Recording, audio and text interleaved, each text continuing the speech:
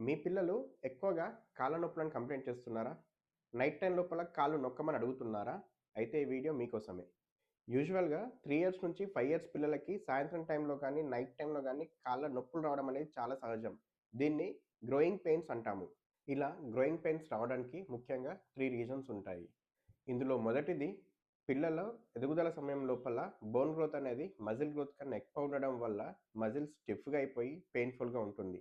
రెండవది పిల్లలు సాయంత్రం టైం లోపల ఎక్కువగా ఆడుకోవడం వల్ల కూడా నైట్ టైమ్‌లో నొప్పులు చెప్తారు. మూడవది పిల్లల నర్వ్స్ అనేటివి చాలా సెన్సిటివ్‌గా ఉంటాయి. వాళ్ళు ఏ రోజైనా ఎక్కువ స్ట్రెయిన్ అయినప్పుడు నైట్ టైమ్‌లో నొప్పులు చెప్తారు.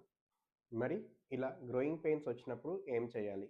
యూజువల్‌గా హార్ట్ కంప్రెషన్ చేయడం వల్ల చాలా రిలీఫ్ వస్తుంది. సెకండ్ స్ట్రెచింగ్ ఎక్సర్సైజ్ చేయించడం వల్ల కూడా నొప్పుల నుంచి ఉపశమనం పొందొచ్చు. మూడవది పిల్లలకి ఎక్కువ వాటర్ తాగించండి. కొన్నిసార్లు డీహైడ్రేషన్ వల్ల కూడా నొప్పులొస్తాయి. కొన్నిసార్లు అన్ని నొప్పులు గ్రోయింగ్ పెయిన్స్ కాకపోవచ్చు. పిల్లలు నొప్పులతో పాటుగా కండరం వాపు గాని, జాయింట్స్ దగ్గర వాపు గాని, వీటితో పాటు జ్వరం కూడా ఉంటే వెంటనే మీ దగ్గరలో ఉన్న పీడియాట్రిషియన్‌ని సంప్రదించండి.